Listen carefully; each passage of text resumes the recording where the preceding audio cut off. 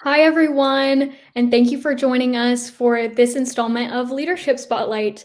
Uh, this month, WPLN, Women's Public Leadership Network, is continuing our Leadership Spotlight series where we highlight women of different backgrounds and industries who are paving the way for women in leadership. WPLN is a 501c3 that is dedicated to equipping women with the tools to run for public office and get into leadership roles across the country. I am so excited today to announce that we are having Josselin Castillo here with us. She is a principal of federal business relations with the National Federation of Independent Business. So, Josselin, thank you for joining me. Again, my name is Kendall Webb. I am a fellow with WPLN in our nonprofit management and a senior at Mercer University. So, I'm so excited for Josselin to be joining us. Thank you so much for being here. Kendall, it's so nice I know we've been corresponding back and forth for a few days. It's nice to meet you virtually, hopefully in person one day. And thank you to WPLN for having me. This is so exciting. What a great conversation. What a great way to spend Friday afternoon. Yeah, exactly. So on this program, we want to explore how you got into the leadership position that you are currently in and what kind of drives your leadership journey. Your work requires a whole lot of skills to be successful. So what positions have you had that prepare you for this role? And just tell us a little bit about your journey here. Yeah, well, it's exciting. And, I hope we're talking to folks that are interested in public policy. Obviously, WPLN does amazing work equipping women that want to run for office themselves. But there's a whole industry behind, that public policy arena. There's actual policy research. There's the advocacy side of things. There's voter outreach.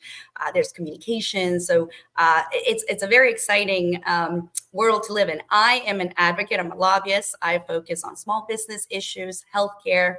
I've been doing this for a while. I used to work at another organization called Americans for Prosperity prior to this.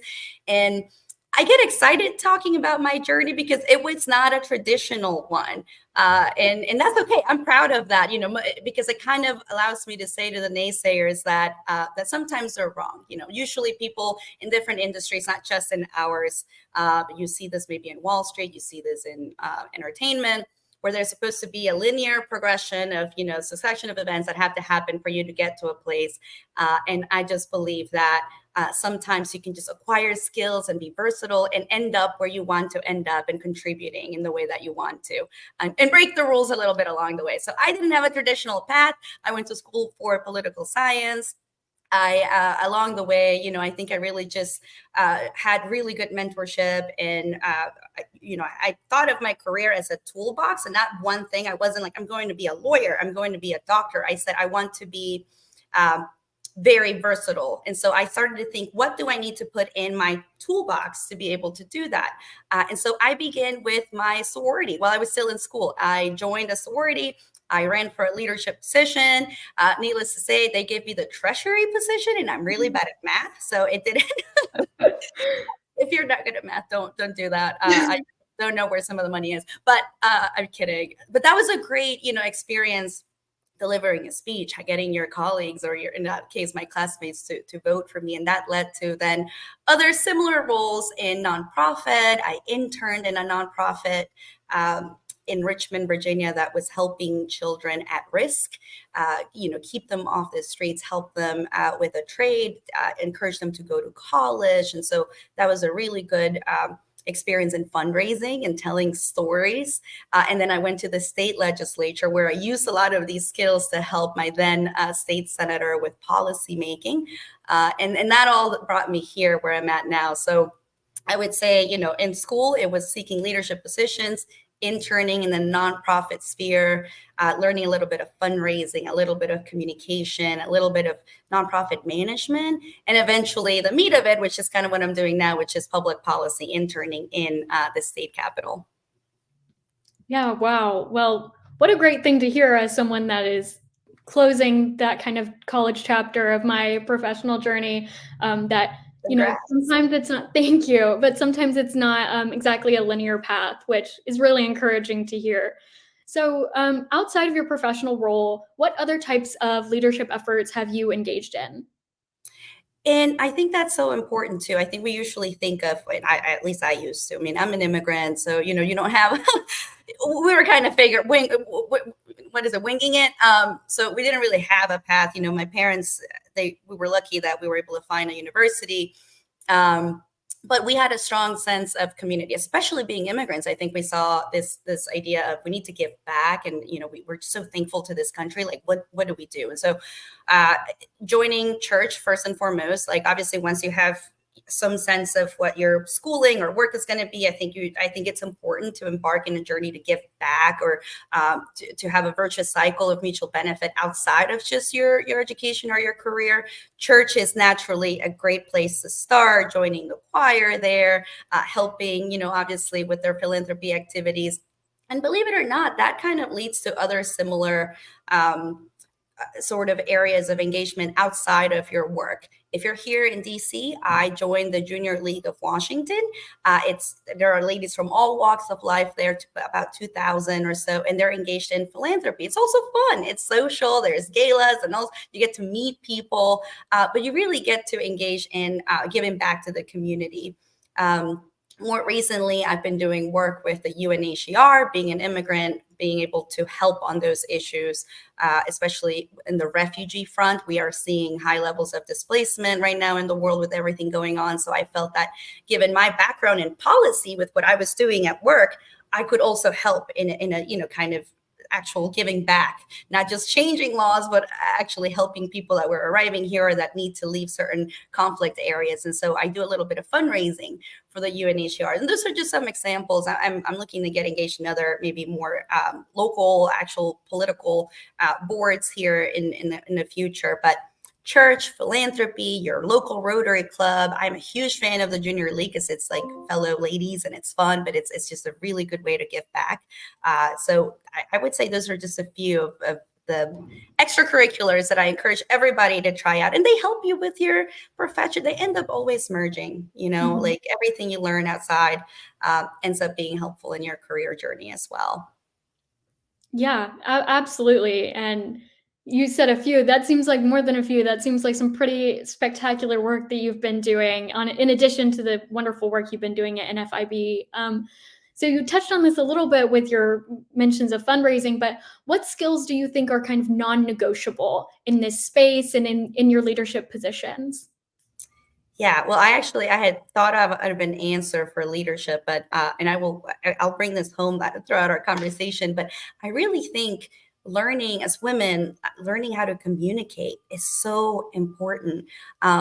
It took me a while. I wasn't born here. I didn't speak English really well. I would say yoga instead of yoga. It's hard to pronounce certain words. So it forced me to be, I think, a little extra aware of my communication. So I read everything and I just tried. And what I realized is sometimes, depending on your school, you don't really learn how to communicate. You have to write these really long papers and, you have to have 10 pages and we all double space it. But that's not really communicating. Communicating should be precise wording. You should be able to empower people, to motivate them with your truth, no fluff. So now every time I write an email, a fundraising email, a text, every time I ask for a raise, I get to the bottom of, what is it that I'm trying to get here? Why does it matter?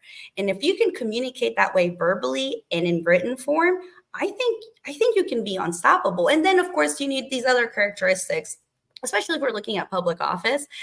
You need to actually care about people. It's hard to get people to follow you if you're kind of a jerk and you don't care, right? Like about their well-being, especially if you're in management positions or you're in, actually representing people. You have to care about their well-being. It has to be a two-way street. And that's inherent. Bias for action and decisiveness. This is a military term, a Marine term, but we've all seen, if you've seen Band of Brothers, right? Like how anxious you get when the men are going into battle and their commanding officer doesn't know what to do. It's like, we're being shot at. Like, what do we do? You have to take action. And if you want to be in that position, get 75, 80% of the information you need and then make a decision, because sometimes indecision can have consequences.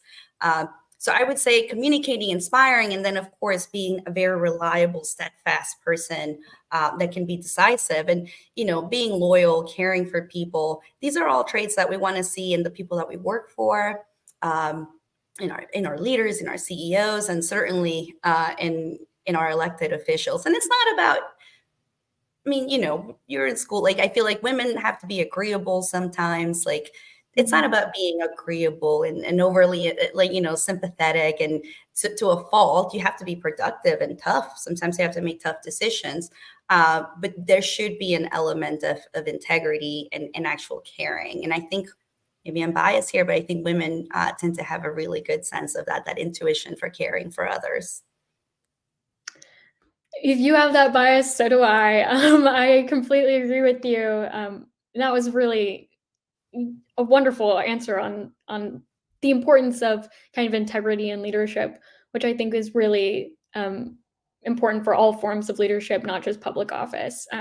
So at WPLN, we are working to kind of build that network of support for women leaders.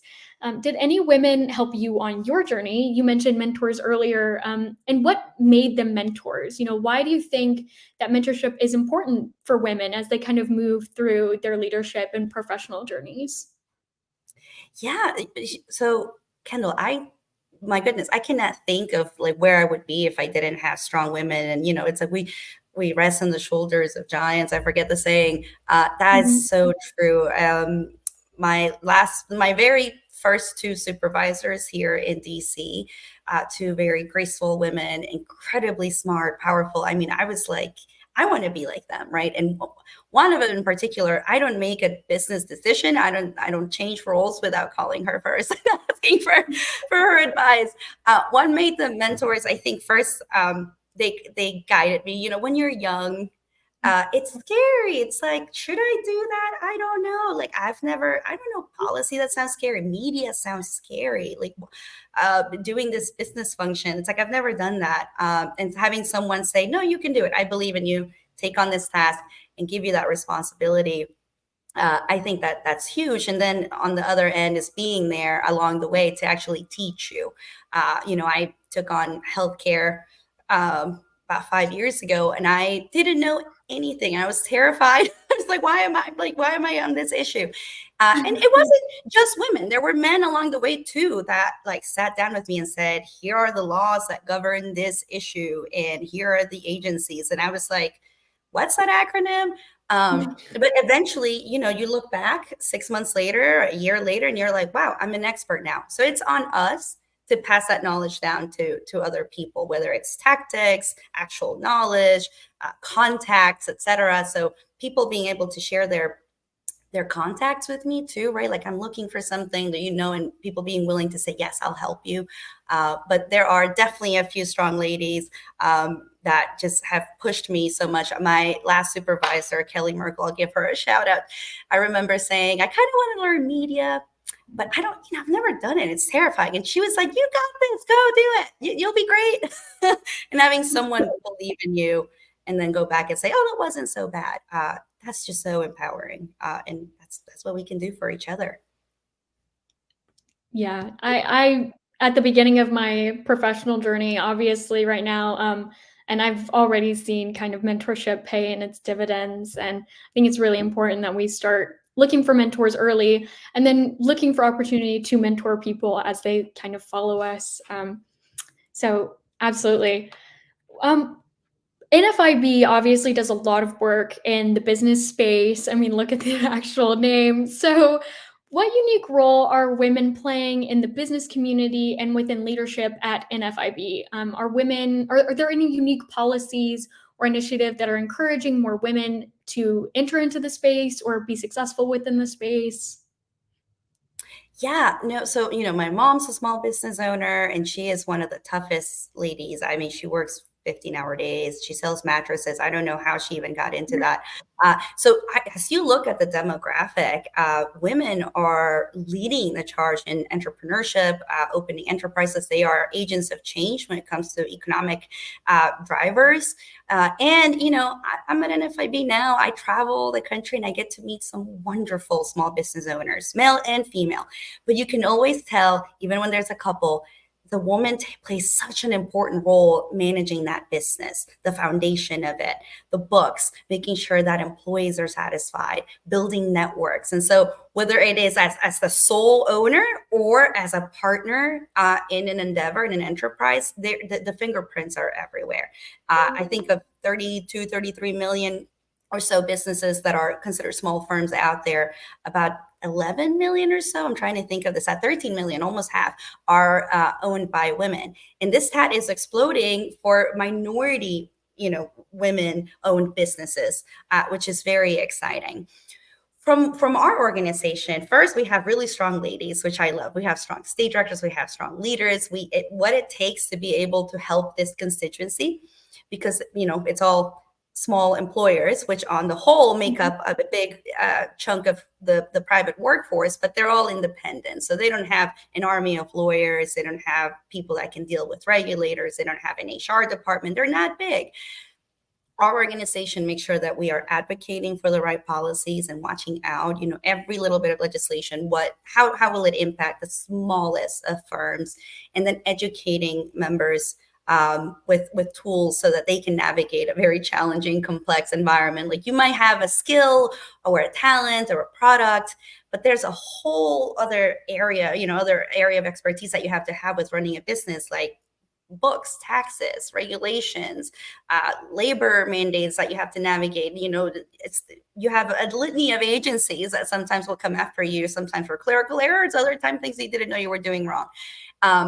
And so we don't talk a lot about that. I think in our university careers, how to run a business, our organizations are to give tools. And from an advocacy perspective for women, I think is removing the barrier to entry.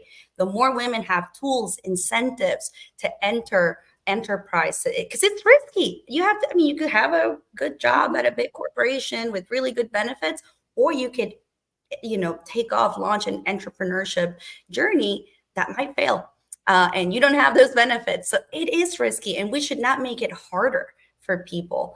So everything we do is to provide those incentives and to lower the barrier to entry so that more people can enter. But it's exciting too. I think people that are willing to open a business are risk takers, and risk is usually rewarded. So I encourage more people, and I think to the degree to which we can have more tools and more initiatives, and we can all work together towards that end, it's only a benefit to us and to the country, to the economy. I mean, absolutely. When I loved what you said about their fingerprints being all over everything. My grandparents are both small business owners, and I can say from my experience, they also sell mattresses. They own a furniture store. There we go. Get your What a weird contact. How to get into business. Yeah, they'll make a nationwide chain. How about that? But I can say from my own experience watching my grandparents that you can see my grandmother's fingerprints kind of everywhere within that store. And I just love that kind of saying. That was really impactful for me. So what challenges do you think specifically exist for women in kind of business and public leadership? I know we talked about it a little bit earlier, but can you expand on that a little bit? Yeah, well, I think that they're unique depending on the field, but I'm still learning. But in business, I think that we are still behind in our ability to gain parity in positions of power, and doing so in a way that isn't alienating men, right? Because men can be allies and should be part of this journey. And so I think that some of the politics around the issues, they can be challenging sometimes. And I've seen in some cases men retreat because they're like, we don't want to deal with, a lawsuit or what have you. But so that balance, I think we still need to push to have more women in positions of power represented in the business space. And I think that's true in elected leadership. You've seen more and more women throughout the years come to Washington, especially in federal positions, but we're still, kind of behind where the populace, the people that we're looking to represent, where that demographic is. So challenges, I think. I don't know that this is a challenge. I don't want to call it a challenge, but this is something I face myself. Is we have to make more decisions around family. And there's no right or wrong way to do it, but I do think that that time, especially if you are looking to start a family or you have a family, how you're going to take time away, because it is a huge sacrifice and a worthy sacrifice, one worthy of getting into. But I think a lot of people might face challenges with time, with childcare, or just simply making that decision, right? Like I'm in my mid 30s, and it's like, well, do I keep going here, or do I? Is it time to start thinking about a family? And it's scary. So I don't think that's a challenge, but those are unique things that I think we have to think about. But it's exciting to see the network growing, whether it's fundraising opportunities, organizations like WPLN. I mean, that was not here, a decade ago. You're seeing more and more PACs that are supporting women. I hope and I think that we're like in a trajectory where those challenges, those barriers become easier to overcome. I rambled a little bit, I don't know, but we got to make more ground in positions of power, and we somehow have to remove the barrier to entry so more women feel comfortable searching, for office and not have to sacrifice too much. They can kind of be able to still have a family if that's something they choose to do. Yeah, I mean, absolutely. Just to clarify as well, if anybody has any questions to put in the chat, we would be happy to answer them as we're coming up on our final few. So for those looking to add public leadership to their professional lives, what factors could or should they consider first before doing that? Yeah, and I assume, public leadership, let's say that we're talking about public office. And this is kind of timely. I mean, if you're watching C-SPAN, it's been fun, up here. There's a lot of personalities. And so it's fun. Democracy it is what it is. But embarking on a path of especially public office, it can be transformative, and I think it's a worthy endeavor. It's a way to give back. It's amazing, but you have to know, you have to be introspective as to why you're doing it. In my opinion, if you have the right why, right, like not what do I want to get out of this, but why am I doing this? That will ground you when things are getting tough. So there's flooding around you. It'll keep you afloat, if you will, because you're grounded on your why. Be principled, have an ethical foundation, and assess your skills and talents too. Maybe you have a wonderful why. You're like, I care about my community. I had this personal experience. I want to give back. I want to change this, right? I mean, a lot of times people come into public office wanting to change, transform things, not just keep status quo. Well, we should assess our talents and skills too. Are you going to be able and willing to put in the hours, communicate? Are you comfortable, fundraising, for instance? Can you inspire others? And if not, maybe there's a different way in which you can give back. So I would say definitely first and foremost, know why you're doing it. Once you have made that decision, assess your talents, assess your skills, understand, stay principled, be empathetic, and then build your team. And if you have all that and you get a good team, I don't know what's stopping you after that. But I'm starting to see a couple of folks that may be entering office for the wrong reasons, and not to judge, but it gives us a worse outcome if the motivations are not aligned with what public leadership should really be, which is about serving others, not just yourself. It should be something that is of mutual benefit to your community, to your country. It shouldn't just be about self-serving, in my opinion. Yeah, absolutely. I hear that a lot now, find your why, whether it's in public leadership or it's, just in your career, find your why. Why are you doing this? And that'll help you get through those hard days or through the flood, like you said. So looking forward to the future, what are you hoping to do in the next phase of your leadership journey? And what experiences or expertise do you want to learn? Yeah, so I think, and I encourage I don't know yet, but looking back at the toolbox, right, the belt with a lot of tools in it, I don't think linearly. So I am in a policy area now that I enjoy, but maybe it's jumping into a new policy area and being uncomfortable again, being like, what the heck is this? The way I felt with healthcare a few years ago.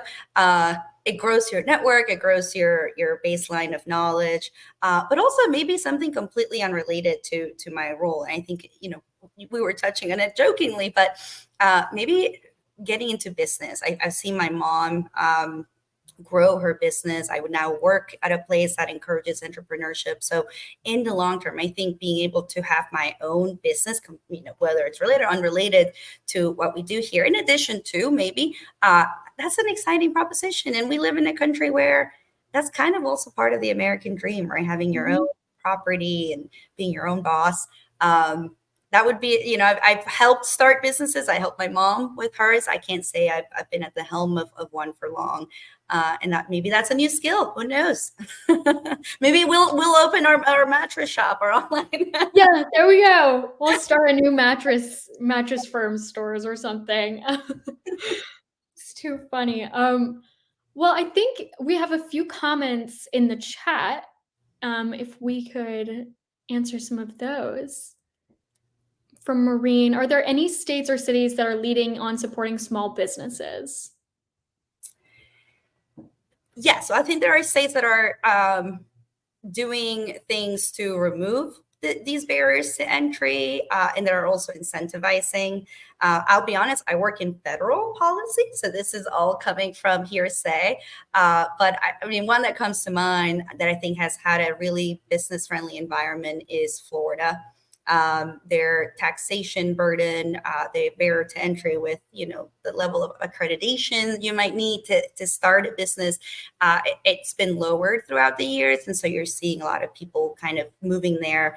In my experience being an immigrant, a lot of people that are, leaving their countries, searching for a better life, finding a way to grow, to buy property and kind of get into real estate or open a business, a restaurant, etc. So Florida comes to mind. I'm biased to Virginia. I live here. So I think Virginia has a really, really business-friendly environment. And it depends on the city, right? You're seeing some cities that are doing certain things to incentivize that, to attract more businesses. But I think at the most important thing that you can do really it's like before you even get to how can we help people with whether it's a subsidy or something, just don't get in their way at first, right? If somebody wants to open a food truck, like obviously there's the standards, right? Like but don't make it overly hard.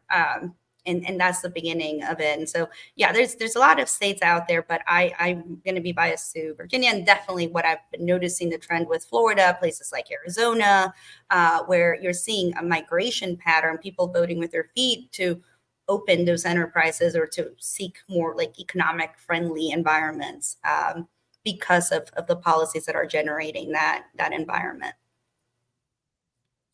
That's actually really interesting, kind of patterns of behavior for business people. So I think our last question, again, thank you so much. This has been a great conversation. So this one is, I'm really interested to hear your answer to it. If you could give one piece of advice to any women that are just generally looking to kind of put themselves out there to be leaders, what's that piece of advice be? We go to some events and read books, and it's usually like be a lifelong learner, dream big, right? And I agree with dreaming big. I'm a dreamer. Like there's a latest Chappelle special where he's like, I dreamt this day 50 years ago. I'm insane. My boyfriend half the time is like, you don't think that's going to actually happen, right? And I'm like, yeah, no, it is. We're going to do this. And then it happens. And he's like, wow, okay. So definitely actually visualize and dream big. But I will focus back on a more tangible day-to-day skill that I don't think we talk about enough. And I'm so passionate about. It's learn your words, orient yourself first, like towards an aim. So you want to be a model, you want to be an actress, I don't know, if you're good at, you want to be in the NBA, whatever it is, you want to be an elected official.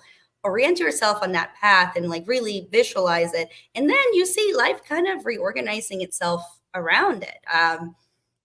Obviously, in this business, it takes people. You have to be kind to people and authentic. This can't be you scratch my back, I scratch yours in a transactional way. People can see right through that, and it's fun. You'll survive in this town if you're that way, because at least you're kind of being somewhat mutually beneficial. But really, if you are genuine and you care for others and you build good relationships that can help you get to where you're orienting yourself, you'll probably get there. Work hard, but one skill that I think is so powerful in helping you get there is using your words. I bought Mike Allen's Smart Brevity book. A lot of scholars probably would yell at me because a lot of people like to be verbose and write long essays. And, we should be intellectuals. But I am so convinced that if you can get to the point as quickly as possible, they have this formula. It's basically like, if you read the Axios newsletters, which I'm not endorsing Axios, I'm not saying you have to or not read their stuff, but they say like one big thing here. Why does it matter? Here. Go deeper. If you want to go deeper, you want to learn the numbers, you click there. But they hook you right away. They get to the point. They cut a lot of the fat, and then they tell you why you should care. And if you can learn to communicate that way with your boss, and ask for that raise, not saying I deserve a raise, I've been here long enough, I've been doing my job. No, you have to convince, you have to show that you've created superior value for the organization. You have the metrics, you have the ability to prove why you are so valuable and why it'll be hard to replace you. If you have the words, that raise might come, and probably will. If you can have the value of words, you can fundraise for that campaign, and you can convince your voters. You can convince both your primary voters and your general election voters, because you're speaking your truth and you're doing it in a succinct way, written and verbal. There are a lot of courses out there for how to write an op-ed. There are speaking classes and tips. Smart Brevity is one that's mostly for writing. If you're writing emails, I know I have friends that are in the fundraising world, so they have to get really creative with how to write those emails.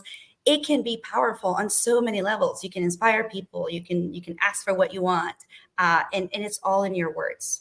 There's a saying, I forget what it's called, but I forget how it goes. It's he who has the pen is more powerful than he who has the sword, something like that. Mhm. Words are powerful. And no one told me this. I just kind of figured it out thanks to my handicap with my with my English language barrier. So yes, just use your words, orient yourself, and just maybe you might embark on the journey of a lifetime. Well, what a wonderful piece of advice to end on. Thank you again so much for this wonderful talk that we've had today. And thank you for everyone that has joined us today. You can find us at WPLN Network on all social media platforms.